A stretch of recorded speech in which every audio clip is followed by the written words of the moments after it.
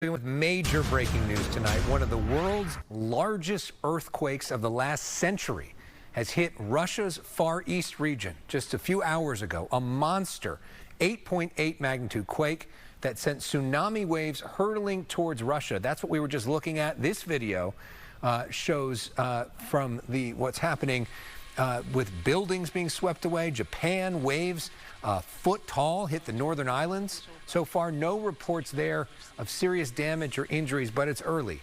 That tsunami should be hitting Hawaii in the next 10 or 15 minutes and will arrive in LA early tomorrow around 1 o'clock in the morning.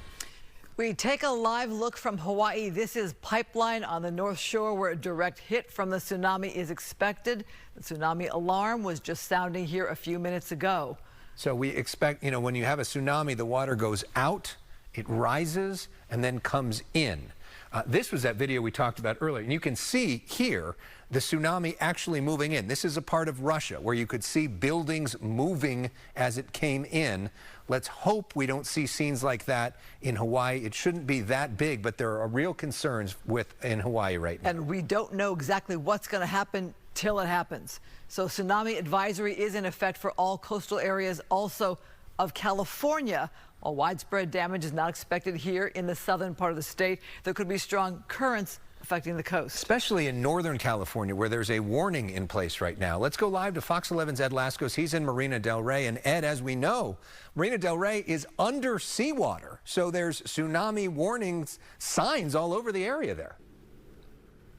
Yes, they sure are. And in fact, Mikey will give you a look over here. Let's walk. Just in the last 2 minutes, actually, LAPD with its chopper, you'll see it. It's been circling over the boats here with its night sun on, and it's making an announcement on the loudspeaker. You won't be able to hear that, but they're urging everybody to take higher ground, especially as the announcement comes from the chopper telling folks that the tsunami advisory is in effect. The first wave's expected to hit here in about 3 hours, and that announcement from the chopper as it flies by, unfortunately it's on some of the other side of the apartments now, is telling folks that even if you stay on the boats overnight, to seek higher ground. It's just all part of the continuing advisories and alerts we've been getting over the last couple of hours. Watch.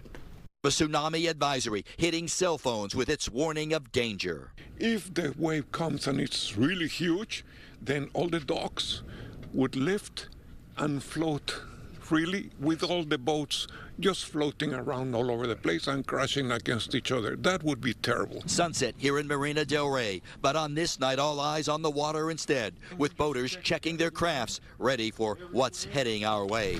And make sure that they're correctly tied and that there is no problems with any of the lines. Your bumpers are correct. That after a massive 8.7 earthquake strikes the eastern coast of Russia, triggering a tsunami here already, and then sending a direct threat all the way to our coast. Which is 3 to 10 feet, and that's can be pretty substantial. So we need to remember that when these wave heights are how much sea level goes up.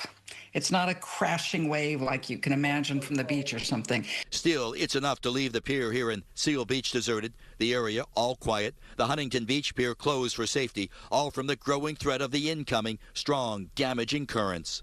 It's a very strong current, right? The water's pushing you around. There's a lot of weight to the water, and therefore we often see a lot of damage to in harbors or ports.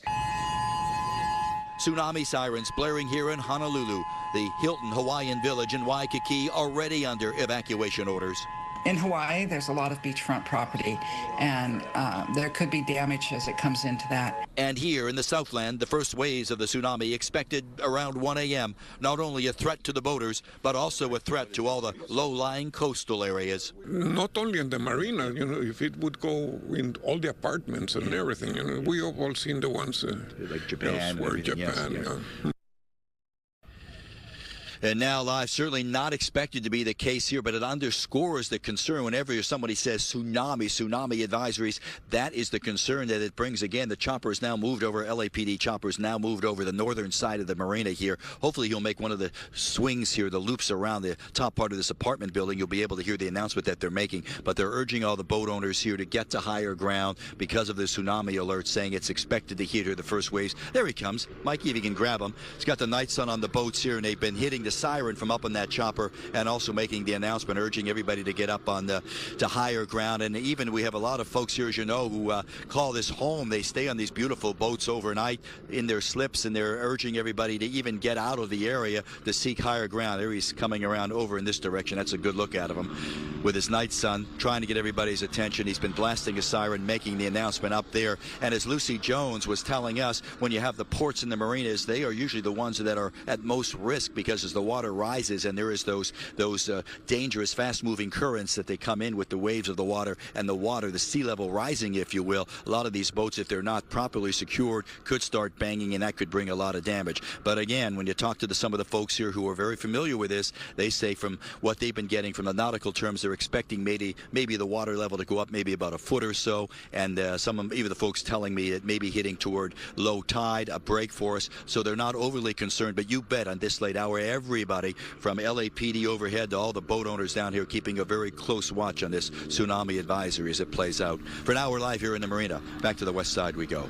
Ed Lascos, thank you. We will go back to you in a bit, but now we go live to Seal Beach. You see out here law enforcement on the pier telling people to get off the pier at this point, trying to get people out of the area. We've seen similar scenes and similar announcements in beaches around our region. Huntington Beach telling people to leave the area earlier today as well, as they brace for this tsunami to come into our area. Again, we expect the 1 a.m. hour where we're going to get the worst of it in Southern California, but the waves could be even more damaging in parts of Northern California that are under warnings. As we're watching this here on the ground in Seal Beach, one of our reporters reporting to me about a contact in Honolulu whose flight was delayed. She looked into the flights in that area and said that all the ones to depart or arrive around the time of the tsunami in Hawaii are canceled or delayed. So keeping a watch on things there on the ground and how it's affecting things in the air as well. Yeah, Adam Kruger has been spending the night looking at the track of this and being in touch with the National Weather Service. Adam, what do we got? So I do want to say that we've been talking about the arrival time. We'll start here first of all. So the arrival time being around 1 a.m.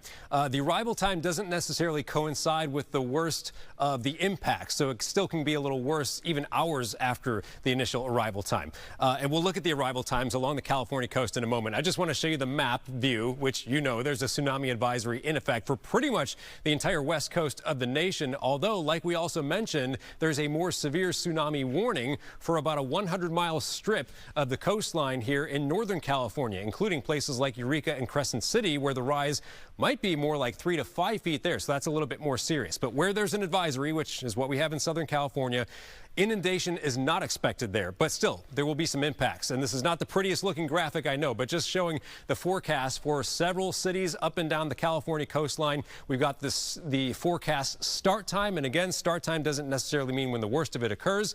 And we also see the forecast max tsunami height, and that's different from wave heights, as we heard from the expert in Ed's story right there. This is not like a wave height situation. It's like literally the ocean rising this much. Now notice here in Southern California, that's expected to be less than 1 foot, but still there very well could be some impacts. And I will say also that this actually does coincide with high tide in the LA area. High tide is around 1 o'clock in the morning. So the arrival of this coincides with high tide. Also, there can be damage in and around harbors from water not only coming in, but also going out. So boats and docks can become loose in a situation like this. So all things we need to be aware of here as we kind of shut it down for the night and go to bed. Make sure, you're just aware of what's going on here. Again, the arrival time of this around 1 o'clock in the morning, but impacts likely to last for several more hours past that. Back to you.